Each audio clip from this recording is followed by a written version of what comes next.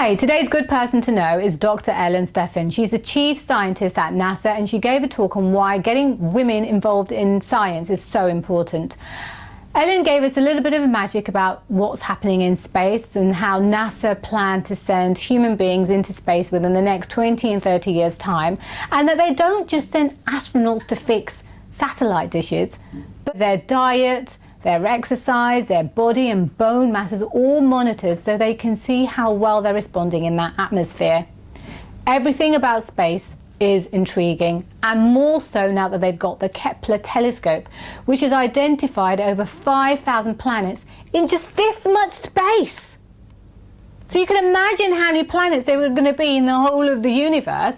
And Ellen says that this suggests that every star has a solar system around it, and that's just mind-boggling. But NASA can't do it on their own because they're looking for other habitable planets, and they need everyone to get involved, including women. And that was the basis of Ellen's talk, to demonstrate how women have contributed.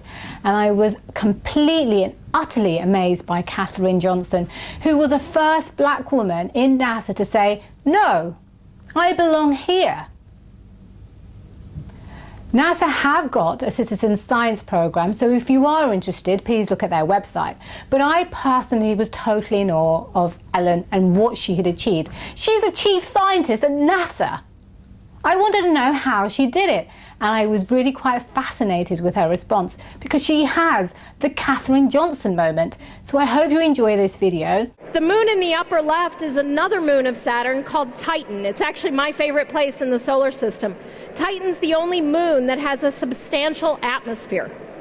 It rains on Titan. The liquid evaporates back up into the atmosphere, forms clouds, forms rivers and seas on the surface of Titan. And in fact, that bright spot at the top of the image is sun glint off of a Titan sea. But at 90 degrees Kelvin on the surface of Titan, those seas aren't made of water. They're made of liquid methane and ethane, sort of like gasoline. So amazing. You have this complete hydrologic cycle, except the fluid isn't water. It's basically gasoline. Such a cool place. Okay, but no water. So could there be life? Some scientists think no. They say you absolutely need water. And others say maybe what we know about life based on Earth is only part of the story. So I want to go to Titan someday because to me, Titan's that part of the story. Can we push at what the limits to life are in our solar system and beyond? But Mars is really our primary focus. Our ultimate goal is to get humans onto the surface of Mars, and this is NASA and the international space agencies of the world. We want to move humans beyond low Earth orbit to Mars because, again, we're looking for fossil microbes. They're going to be hard to find. As a geologist, I can tell you, you're going to crack open a lot of rocks and look at a lot of samples before you can really definitively say, I've found evidence of life. How are we doing that? Well, a big part of it is the work that we do every day up on the International Space Station that Tim Peake is now helping with. We are doing research on trying to understand the effects of microgravity. You have a tiny bit of gravity in space, not much, on the human body. And you know, we don't work so well in microgravity. We like it here on the surface of the Earth. So when you go in space, you lose immune system function, you lose cardiovascular system function, your muscles start wasting, your bones lose density, and many of you are saying, wow, why would anyone ever go into space?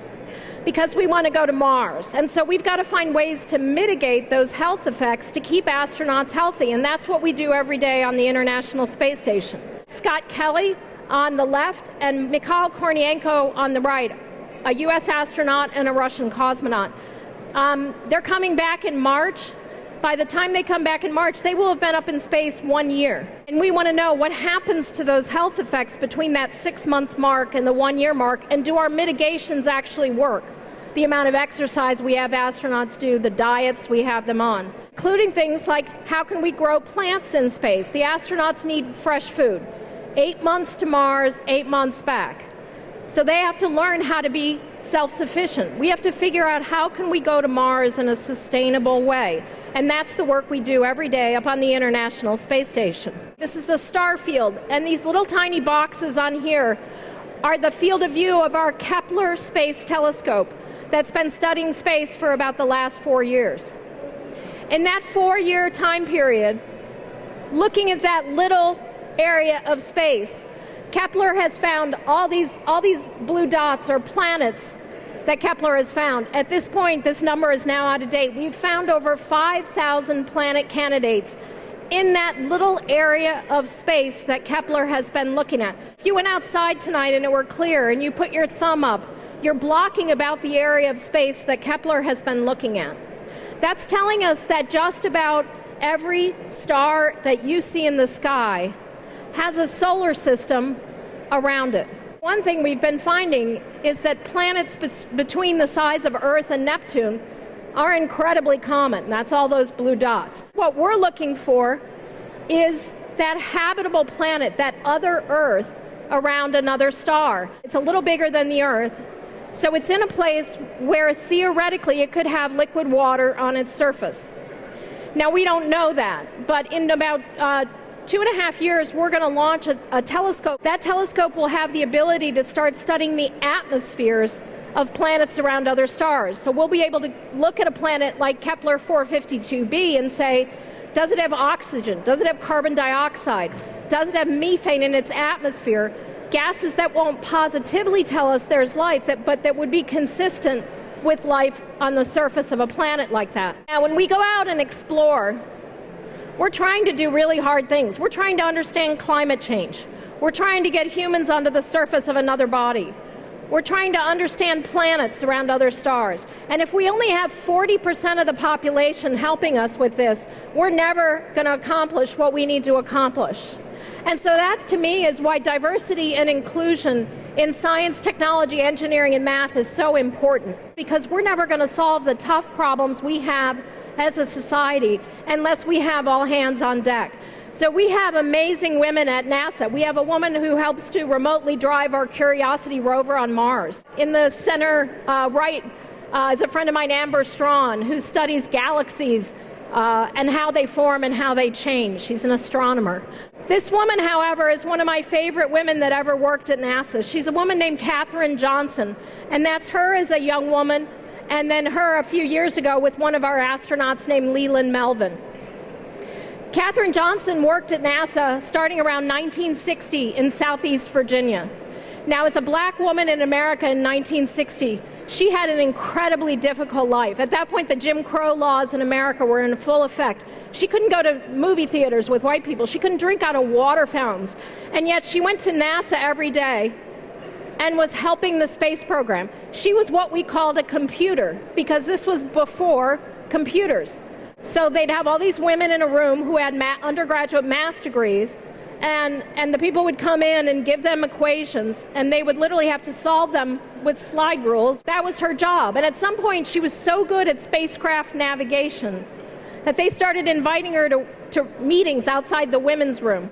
And at one point, someone turned to her and said, "You should go back to that room with all the other women." And she said, "No, I belong here." She was an amazing woman for her time. And when I talk to school kids, I always say, if anybody ever makes you feel like you don't belong, you channel your inner Katherine Johnson and say, "No, I belong here. You're not kicking me out of this room because you need me. I'm part of getting humans into space and beyond." And about 3 months ago, President Obama awarded her the Presidential Medal of Freedom, which is the highest award you can get in the United States. She's about 94 years old. We have loads of ways that people all around the world can be doing science, can be participating in what we do. And this is one of the things I've been trying to expand at NASA, our citizen science opportunities, whether it's helping us map Mars, helping us look at stars that might have planets around them, to get the general public involved in what we do. We need the power of the public to help us move forward. And so again, if you're interested, go to that nasa.gov/solve site, and we're going to keep over the next several years populating it. And it's one of my big goals to really bring people along with us on this journey to Mars, because it's going to take us about 20 years to get humans on the surface. And so to some extent, to keep all of you interested, we want to bring you along on the ride. We want you to be part of it, and we can do that through citizen science. Getting to Mars, and again, we're aiming to get humans to Mars in the 2030s. This is a huge, huge challenge. So the NASA can't do it by itself. So we're partnering with all the international space agencies to accomplish this, with the private sector. You know, we work with companies like SpaceX, Boeing, Orbital Sciences, Sierra Nevada. So we partner with the commercial sector as well as our international partners, because again, we really need everybody participating to make this happen. So when that first crew gets to Mars, they're going to look a lot like the crew of the International Space Station. They're going to be from all over the world. It's going to be women as well as men. It's going to be people of color. And so I really know that that first crew that moves out beyond Earth is going to be a much more diverse crew than, for example, the Apollo crews were. For anybody who wants to be just like you and have your job, what do they have to do? What I love about NASA is we have so many different career lines. I mean, we obviously have every single type of engineer you can imagine, mechanical engineers, aerospace engineers. We're going to need civil engineers to help us build things on Mars and maybe on the moon. So lots of engineering backgrounds. We have plant scientists. We have veterinarians who help take care of the mice we sometimes send into space. Geologists like me. I'm a geologist. And you know, sometimes when kids say, how did you get to the point you did? I mean, the one thing for me is you have to be passionate about what you do. And to me, I'm like that kid who never got over loving volcanoes. You know, I study volcanoes around the solar system, volcanoes on Venus, volcanoes here on the Earth. And I think you have to be passionate about your job and find something you really love. And then obviously for a kid, you have to say, you can't get beyond the fact you have to go to school for a long time and you have to study hard. But I think sometimes we forget to remember to remind, you know, math is fun because it helps us get people off the space of the Earth up to the International Space Station. Physics is cool because it helps us maybe think that maybe there is a weird ninth planet out beyond the Kuiper Belt. So physics and math are just cool tools that we use to achieve great things. And I think that's really important. And the last part is, to some extent, you know, and this is harder for women in general than for men, you have to, you know, when you walk into a room, you can't just sit in the back, you got to sit at the table. And you got to speak up. And a lot of the times, and I have a really good astronaut friend, and she said, she was speaking to an audience that she and I were doing together, and she said, you know, a lot of the time I had to fake it. I didn't feel brave enough. I didn't feel courageous enough.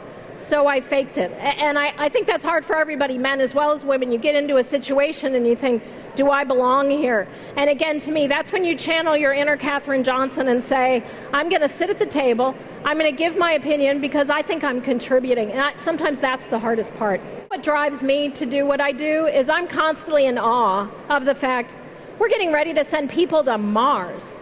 We're studying planets around other stars. We're on the verge of a revolution in understanding planets and solar systems because of that Kepler data I showed you. I was so pleased that the chief scientist in NASA is a woman, because in a male-dominated environment, women really can excel. And I'd never heard of Katherine Johnson before, but I'm so pleased that she said, no, I belong here. Because we all need to have the Katherine Johnson moment. So I hope you enjoy this video. Please subscribe to see more, and thank you for watching.